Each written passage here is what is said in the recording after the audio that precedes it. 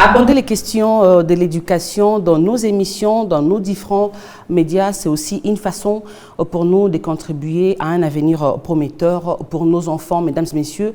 Et voilà le pourquoi de ce programme intitulé Focus Éduc. Pour ce numéro, nous recevons pour vous M. Jacques Tchimbalanga. Il est le coordonnateur de la Coalition nationale de l'éducation pour tous, Connect en sigle. Et aujourd'hui, ensemble avec lui, on va décortiquer quelques questions liées à l'éducation.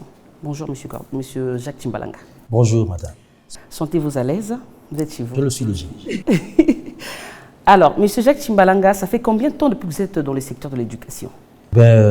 C'est depuis que je suis dans le mouvement associatif dans le secteur de l'éducation. Ça remonte à 2005. Donc aujourd'hui, j'ai plus de 15 ans. Plus de 15 ans. Une expérience de plus de 15 ans. Donc vous maîtrisez très bien le secteur et vous y sentez à l'aise. Je m'y sens à l'aise, comme un poisson dans l'eau. Voilà. Alors, on parle beaucoup plus de la gratuité de l'enseignement. Ça fait plusieurs années, depuis que le président Félix-Antoine Tshisekedi Tshilombo est au pouvoir. La gratuité de l'enseignement en 5 ans. Une réussite ou un tâtonnement?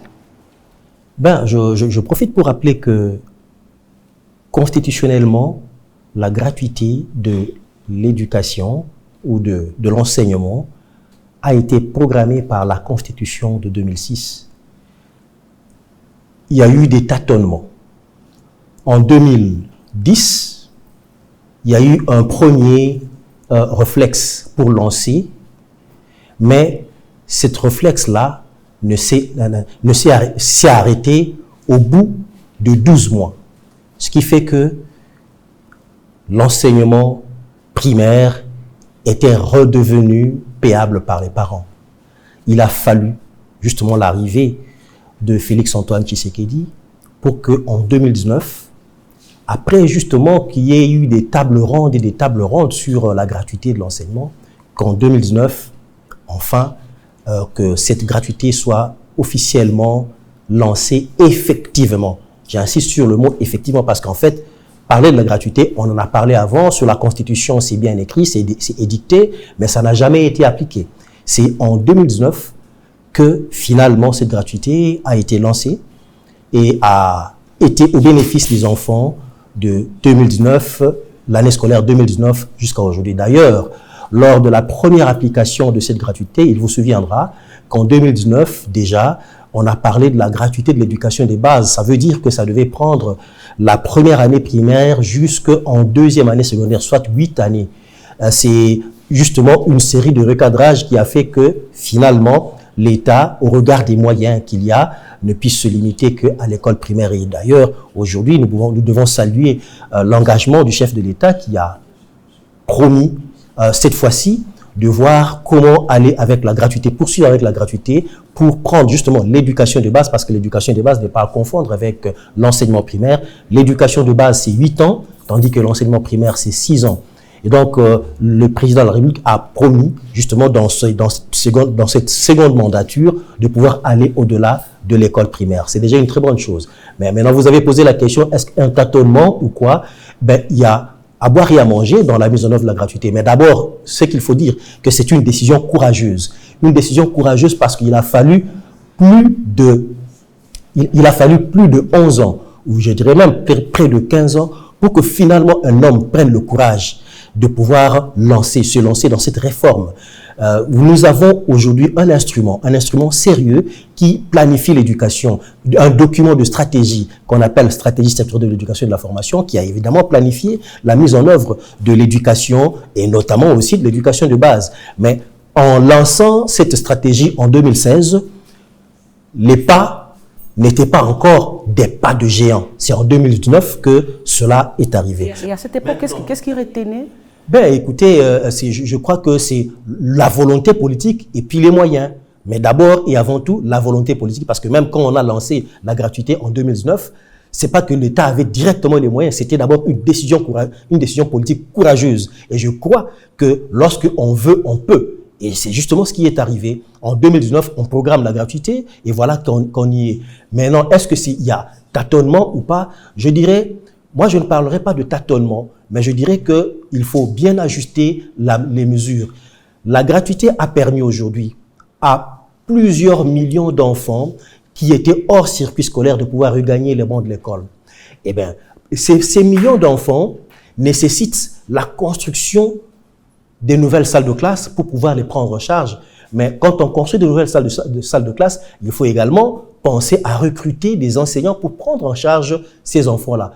Tout enfant a droit à l'éducation, mais tout enfant a aussi droit à avoir des enseignements auprès d'un enseignant qualifié. Et enseignant, celui qui est qualifié pour donner cours aux enfants.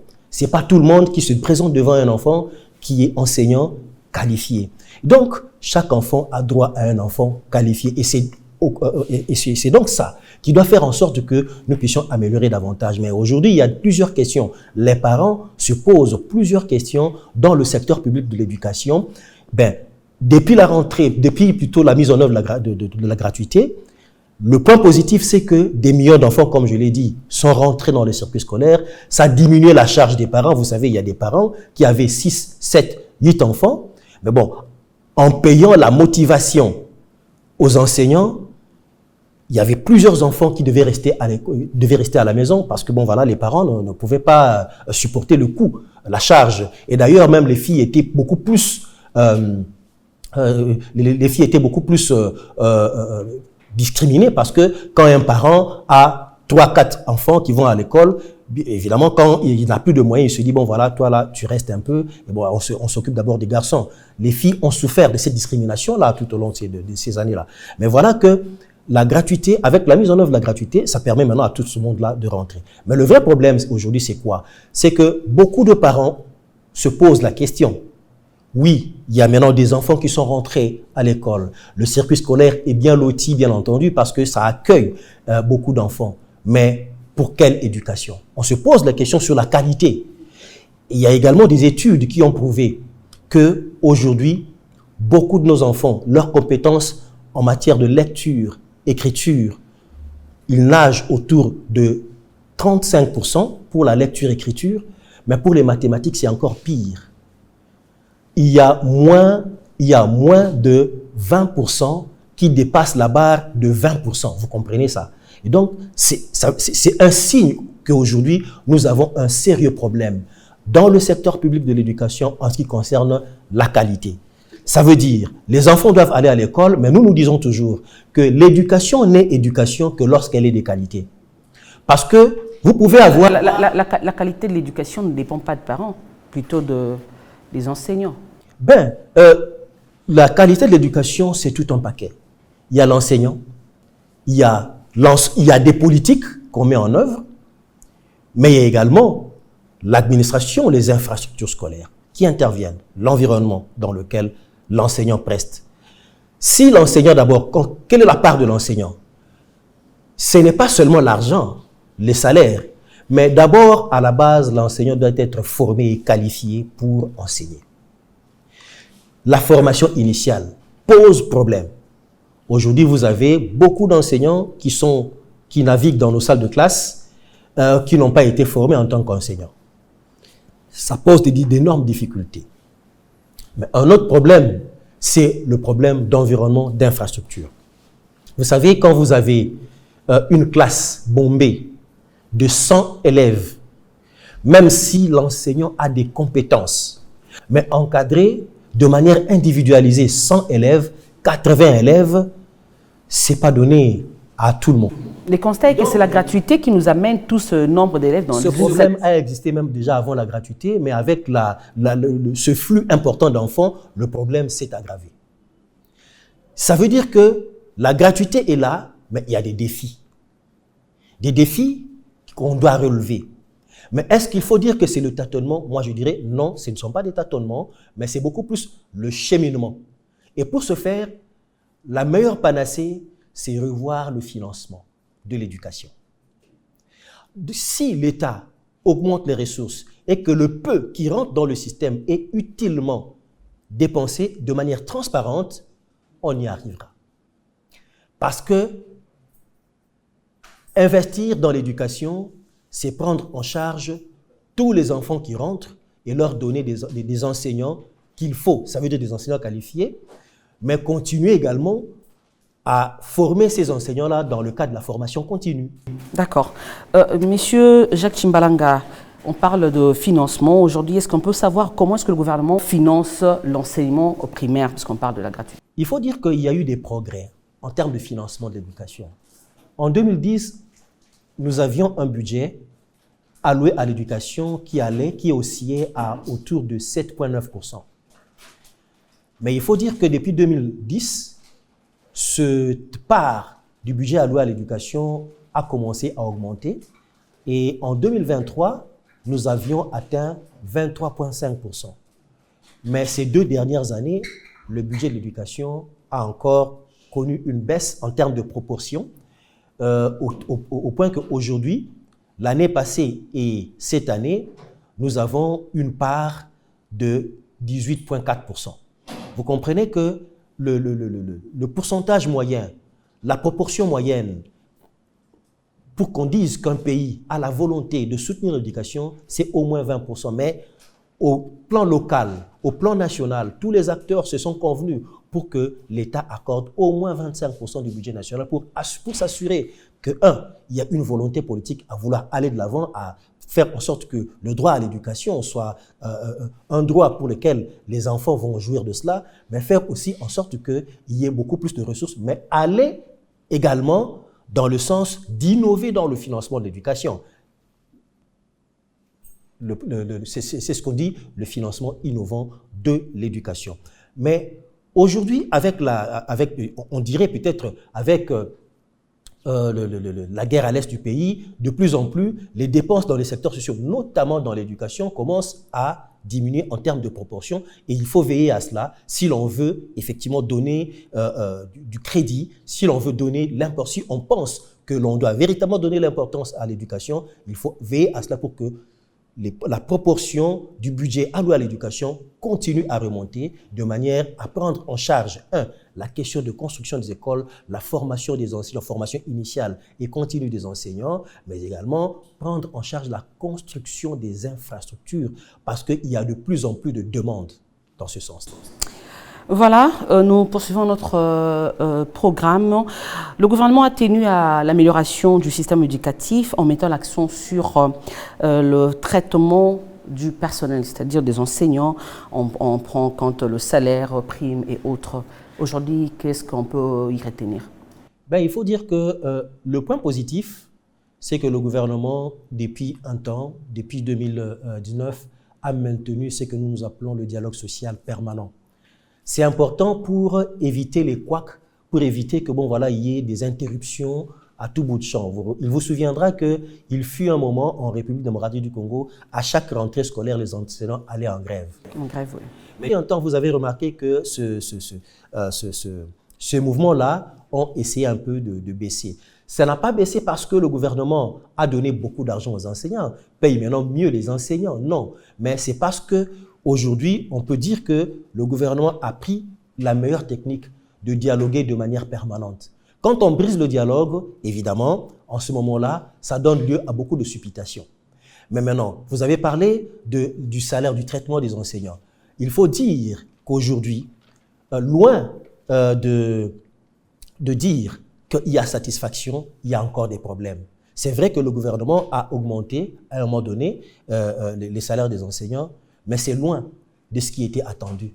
C'est loin encore de ce qui était attendu, si bien que c'est le dialogue social qui maintient la paix dans le secteur. Et je crois que dans l'avenir, dans un avenir proche, ce dialogue social va persister, que l'État va garder ce dialogue social, mais que dans l'entretemps, progressivement, on devra continuer à mettre un accent particulier sur la question de la motivation financière de l'enseignant aussi, parce que cela est nécessaire. Vous savez, quand il y a devant la salle de classe un enseignant qui est démotivé, ça se répercute sur les enfants. C'est notamment des répercussions que l'on voit en termes de qualité. Un enfant qui ne sait plus lire parce que l'enseignant n'a pas très bien fait son travail. Il pense ailleurs. Il pense à aller dans une deuxième, troisième école pour aller prester. Et donc voilà, on ne retiendra les enseignants que lorsqu'on pensera effectivement à faire en sorte qu'on améliore davantage. Vous savez, Jean Baudin le disait, il n'est de richesse que d'hommes. Et ce sont les enseignants qui forment les hommes.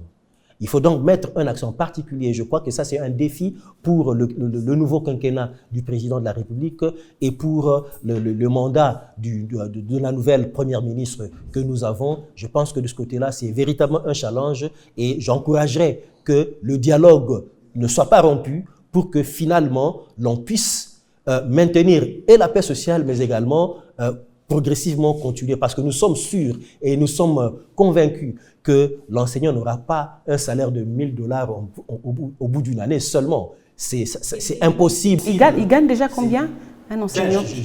Je m'abstiens de parler un peu de combien il gagne. Je m'abstiens de dire combien un peu il gagne, mais il faut dire que la barre est encore en dessous, vraiment en dessous de ce qui peut être demandé, si bien que si nous voulons motiver les enseignants chez nous, si nous avons vraiment besoin que nos enfants soient mieux formés, il faut investir dans l'enseignant. Investir dans l'enseignant, ce n'est pas gaspiller de l'argent. Investir dans l'enseignant, c'est investir pour le futur, parce que c'est investir dans la richesse, dans la matière grise du pays. Si nous voulons avoir demain des gens qui vont commencer à fabriquer des armes chez nous, de longue portée. Nous avons besoin des gens qui vont fabriquer des fusées qui vont monter pour commencer à faire ce que ça doit faire. Si nous avons besoin d'améliorer notre agriculture, nous devons investir maintenant. Et investir maintenant, c'est investir dans l'éducation, investir dans l'enseignant, investir dans l'enfant. Il n'est de richesse que d'hommes, il faut donc le faire. Le président de la République a dit que l'éducation était l'une de ses priorités, et même c'est parmi les engagements, les 6 engagements que le président de la République a pris, il a repris la question de l'enseignement. Et nous pensons donc que ça sera le reflet tout au long de ce quinquennat et même de la mandature, pas seulement du président de la République, mais du gouvernement, que ça sera véritablement un point. Parce que je vous dis que, vous savez, une autre manière de préparer la guerre sociale, c'est de refuser d'investir dans l'enseignement. Parce que refuser d'investir dans l'enseignement, ça veut dire quoi? Il y aura beaucoup d'enfants en dehors de l'école. S'il y a beaucoup d'enfants en dehors de l'école, dans l'isolement, c'est alors que naissent des enfants violents. On peut être peu. Ça veut dire ceux qui ont des richesses dans notre pays sont moins nombreux que ceux qui n'ont rien. Si davantage ces enfants ne sont pas scolarisés, les enfants de ceux qui ont les moyens ne vont pas respirer dans cet espace parce que les moins nantis se diront « nous devons gagner notre part ». C'est aujourd'hui qu'il faut investir. Et investir, c'est dans l'enfant, dans l'enseignant, dans l'enseignement. Je vais vous surprendre, il y a des pays qui ont compris. Par exemple, quand vous allez en Corée du Sud aujourd'hui, l'enseignant, c'est le fonctionnaire le mieux payé. Et n'entre pas dans l'enseignement qui veut. Les enseignants sont recrutés parmi les meilleurs de leur promotion. Vous n'êtes pas parmi les meilleurs, parmi les 5 premiers, vous ne pouvez pas être recruté dans l'enseignement. C'est toute l'importance. Et les gens se battent pour devenir enseignants et pour être dans l'enseignement. Le jour où nous comprendrons, mais la Corée du Sud, en 1960, le Congo était au-dessus, en termes de développement, le Congo était plus que la Corée du Sud. Mais la Corée du Sud a très bien compris. Un autre pays qui nous surprend, c'est le Brésil, qui a compris que non, voilà, il faut investir dans l'enseignement, au point que chez nous, aujourd'hui, nous avons un fonds de promotion de l'éducation nationale, de l'éducation et de la formation. Mais le Brésil avait compris avant. Ils ont créé ce qu'ils ont appelé le FUNDEB, le fonds pour la promotion. Eux-mêmes, ils ont même dit de l'éducation de base. Ce qui fait que, l'un des financements de l'éducation, c'est ce qui ressort, une quotité dans les produits pétroliers, dans autre chose. C'est en fait, ils ont innové dans le financement. Et ils ont dit, bon voilà, ce qui va le faire, nous allons l'investir dans l'éducation de base. Et ça a payé aujourd'hui. Ok. Et je veux faire quelques pas en arrière par rapport à investir dans l'enseignant. Je ne parle pas de l'élève ou de l'enseignement, mais aujourd'hui on constate, et puis vous venez de le dire, ce mouvement de l'enseignant d'une école à une autre en une journée. Cela va à l'avantage de qui? Un professeur déjà. Ça ne va ni à l'avantage des écoles, ni à l'avantage de l'enfant, ni à l'avantage même de l'enseignant. Bon, dans un premier temps, l'enseignant va se dire, bon voilà, je vais compléter Mais c'est l'usure. C'est l'usure. Il s'use vite. Deuxièmement, pour aller d'une école à une autre, il doit sacrifier des charges horaires qui auraient dû être consacrées à la formation de ces enfants qui restent dans l'école, dans son école d'attache. Et donc l'école en pâtit, l'enfant n'en bénéficie pas et finalement c'est l'école qui perd. C'est le système qui perd. Et ça démontre très bien que nous avons encore à faire. Et cela est possible lorsque nous continuons à investir dans la volonté politique. Parce que la volonté politique, il y en a. On a démontré que la volonté politique, il y en a déjà en 2019. Personne ne s'y attendait. On a décrété la gratuité de la même manière. Ce qui se passe, c'est qu'en réalité, nous devons considérer que lorsque nous voulons investir dans l'enseignement, c'est investir dans une crise sociale. Pour résoudre une crise sociale. C'est en fait ça le problème. Voilà. Alors, les zones en conflit dans l'est du pays restreignent le mouvement des élèves et étudiants vers leur établissement. Alors, comment pallier à la dite situation? Je crois que vous l'avez dit, mais c'est plus grave que ça. Aujourd'hui, nous avons environ 7,3 millions de personnes déplacées et en majorité des enfants dans ces zones à conflit. En majorité des enfants, vous savez, quand vous avez 7,3 millions de personnes déplacées internes, je ne parle pas encore des réfugiés, c'est plus que la population du Congo-Brazzaville, Gabon et la Centrafrique réunis. C'est plus que ça. Deuxièmement, il y a aujourd'hui, quand vous vous déplacez dans ces espaces-là, vous remarquerez que dans ces camps, il y a beaucoup d'enfants et on ne sait plus les prendre en charge. C'est donc l'usure. C'est donc l'usure. Mais l'un des droits de l'enfant et même de l'homme, c'est de continuer à avoir droit à l'éducation, même en temps de conflit. Notre pays a signé la déclaration sur la sécurité des écoles. Mais posons-nous la question aujourd'hui, il y a plus de 750 écoles qui sont soit occupées, soit détruites par les forces négatives, ceux qui attaquent le pays, M23 et autres. Mais certaines écoles aussi sont occupées par ceux qui se déplacent. Ils n'ont pas d'endroit pour se mettre. Faute d'abri provisoire, ils occupent dans certains endroits certaines écoles. Et ça fait que même des enfants qui sont dans certaines localités-là sont obligés de se sentir un peu en insécurité. La question de l'éducation en urgence aujourd'hui est une question qui vaut son pesant d'or. Là où il y a la guerre, à côté, il y a la vie. Et puisqu'il y a la vie, il y a des besoins.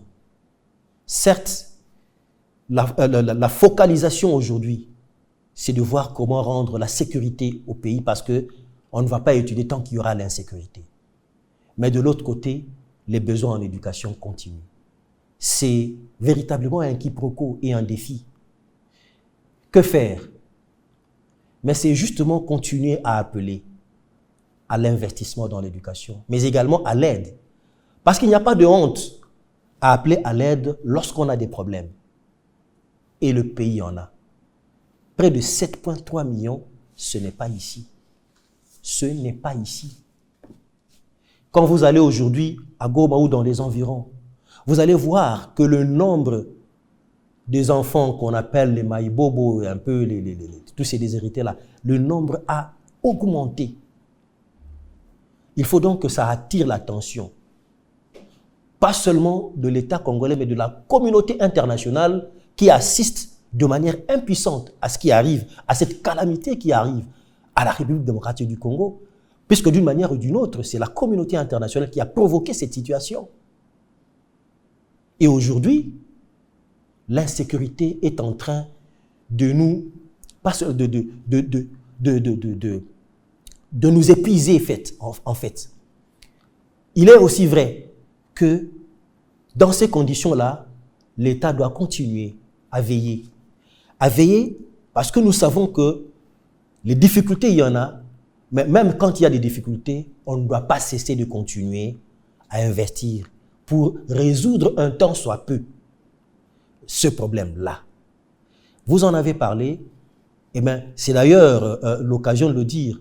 Dans le cadre justement de notre organisation, nous organiserons en début mai, une conférence, notamment à Goma, sur les questions de l'éducation en situation d'urgence, notamment sur la question du droit à l'éducation dans cette zone de conflit, pour attirer l'attention, sensibiliser la communauté nationale, mais surtout internationale, pour qu'on comprenne que... Est-ce qu'on peut penser aujourd'hui à un calendrier scolaire autre par rapport aux élèves de l'Est du pays?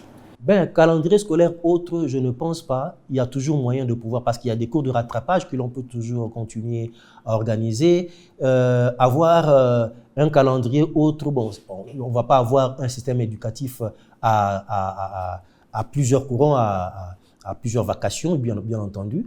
Mais il y a moyen d'harmoniser pour que ceux qui sont dans ces zones-là, ceux des enfants qui sont dans le besoin, qui sont dans ces zones-là, ne puissent pas rater, par exemple, les épreuves, mais que ceux qui peuvent être rattrapés puissent se rattraper et continuer. En fait, le conflit ne devrait pas arrêter l'éducation. Voilà, le conflit ne devrait pas arrêter l'éducation. Merci beaucoup. Jacques Chibalanga, je rappelle que vous êtes le coordonnateur de la Coalition nationale de l'éducation pour tous. Et parlons de la coalition ou de votre CONEPT. La Coalition nationale de l'éducation pour tous, c'est une organisation des trop, ça c'est une question, ou un bras plutôt séculier du gouvernement, ou encore gendarme de l'éducation en RDC. Qu'est-ce qu'on peut retenir de la CONEPT? On ne retiendra rien de tout ce que vous venez de dire tout à l'heure, mais la Coalition nationale de l'éducation pour tous, retenez que c'est une fêtière. Comme puisque vous le dites, c'est une coalition, c'est un mouvement de la société civile qui promeut et défend les droits à l'éducation. Et ce n'est pas une organisation de trop parce que c'est depuis 2009 que ça existe. Et plusieurs organisations adhèrent. Il y a au moins 75 organisations membres. Les membres ne sont pas des individus, les membres sont des organisations. C'est la plus grande fêtière en matière d'éducation en République démocratique du Congo. Je n'en connais pas deux. Voilà ce que je peux dire en ce moment. Alors, quel est l'apport de la CONEPT dans l'éducation en RDC? La CONEPT dans le combat, dans le travail de la CONEPT, il faut dire que nous avons un focus important sur les questions du financement de l'éducation. Je vous ai dit tout à l'heure que lorsque nous avons commencé à travailler pour la question du financement de l'éducation, le budget alloué à l'éducation ne valait que 7,9% du budget national. Aujourd'hui, nous sommes à 18,4%, mais en 2021, nous étions à 23,5%. C'est donc un des combats que nous avons menés. Mais également, la CONEPT RDC a lutté depuis 2009 pour que l'éducation devienne de plus en plus gratuite. Nous sommes satisfaits depuis 2019 avec la mise en œuvre de la gratuité, mais nous continuons le travail parce que pour nous, l'éducation de base, la gratuité de l'éducation doit continuer, mais cette éducation l'éducation gratuite doit être consolidée par l'accélération, par la consolidation en termes de qualité. Voilà, une question de curiosité pour finir ce programme. C'est quoi le profil idéal pour les nouveaux? Je parle de nouveaux, c'est-à-dire le vice et le ministre et le vice-ministre de l'EPST.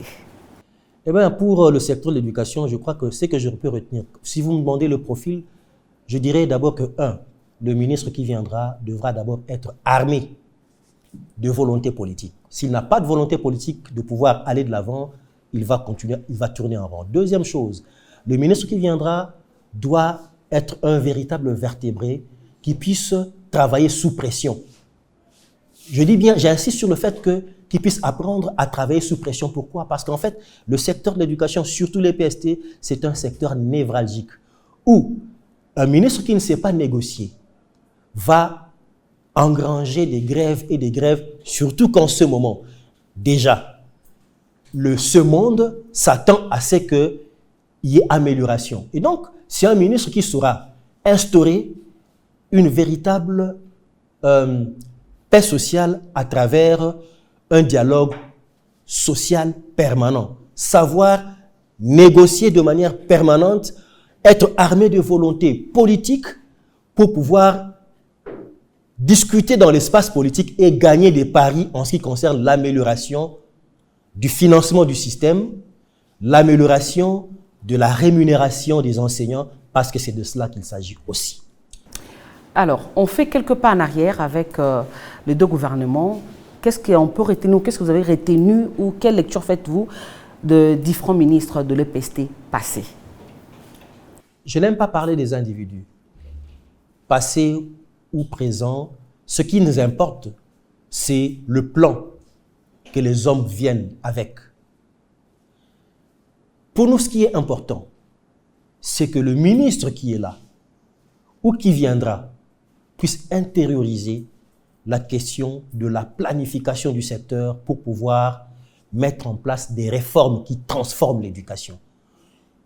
Si nous ne transformons pas notre éducation, demain, nous allons pleurer. Nous avons donc besoin de quelqu'un qui arrive pour transformer les choses, pour changer véritablement les choses. S'il ne vient pas pour changer les choses, eh bien, il viendra pour remplacer un ministre, il viendra pour remplacer des ministres, mais il ne fera absolument rien. Nous n'avons pas besoin, dans le secteur de l'éducation, d'un ministre qui viendra pour remplacer. Remplacer, ça veut dire, bien voilà, vous voyez qu'il y a eu des bévues ici, des bévues là-bas, mais vous venez pour, vous vous dites, non, voilà, je peux profiter de ces bévues-là. Je peux profiter de ces comportements-là. Alors là, vous venez pour remplacer. Le ministre, pour que le secteur marche, il faut que le ministre qui sera là soit un ministre qui se dit, je viens pour transformer l'éducation, je viens pour changer les choses. Sinon, nous ferons encore 5 ans et nous allons faire 10 pas en avant. C'est qu'on n'a pas vu avec les ministres passés, parce que tout à l'heure vous avez dit que non, les enseignants ne sont plus dans la rue en chaque début d'année scolaire, mais dans les réseaux sociaux, on les vit, ils sont toujours là. Donc c'est-à-dire avec ceux qui sont passés, ça n'a pas marché. Non, mais il faut qu'on précise les choses. Les grèves au début de l'année, vous savez, 2011, 2012, 2013, 2014, jusque 2018, presque 2019. Chaque année, lorsqu'on annonçait la rentrée scolaire, c'est alors que les enseignants se levaient avec les assemblées générales pour... C'était un moment stratégique. Voilà, c'était évidemment un moment stratégique. Bien, évidemment, ils avaient leur droit de pouvoir réclamer. Mais c'est une observation que je fais. Depuis un temps, les grèves au début de l'année, nous avons cessé de voir cela. Ça veut dire que je ne peux pas dire que les enseignants sont maintenant bien payés parce que je connais la situation. Mais je me dis que le dialogue social instauré a payé. Lorsque vous instaurez le dialogue social, les partenaires comprennent les forces, les besoins et non seulement les faiblesses, mais les difficultés des uns et des autres. Et on se dit, bon voilà, on se donne du temps pour ceci, on se donne du temps pour cela. Mais lorsqu'on ne sait pas dialoguer, lorsqu'on ne fait pas du dialogue social une arme pour pouvoir investir dans la paix sociale, eh bien, on récolte la tempête. Ok. Voilà, nous sommes à la fin de notre programme. M. Jacques Tshimbalanga, merci d'avoir accepté notre invitation. Et je sais que ce ne sera pas la dernière, c'est la première bien sûr, parce que c'est un premier numéro. Mais ce n'est pas le dernier numéro, surtout pas la dernière invitation pour vous. Un dernier mot. Eh bien, je vais remercier la rédaction et le programme d'Ecopolis. Je ne me trompe pas, c'est Ecopolis, bien entendu. Je vais remercier toute l'équipe technique et surtout vous, l'animatrice de l'émission. Et nous croyons aussi que Ecopolis ne va pas nous laisser en si bon chemin, et que c'est un partenariat qui va se structurer avec non pas seulement la coalition, mais également avec le secteur de l'éducation, surtout que l'intitulé de l'émission, c'est Focus Éduc. Ça veut dire que vous avez accepté de mettre un focus, une importance sur la question de l'éducation, et donc on peut creuser dedans. Merci. D'accord. Merci beaucoup, et je dis également merci à toute l'équipe technique, surtout à la coordination de Monsieur Dieudonné Massounda. Chers téléspectateurs, c'est la fin de ce programme. Merci de nous avoir suivis et rendez-vous pris pour un nouveau numéro ou un prochain numéro. Au revoir.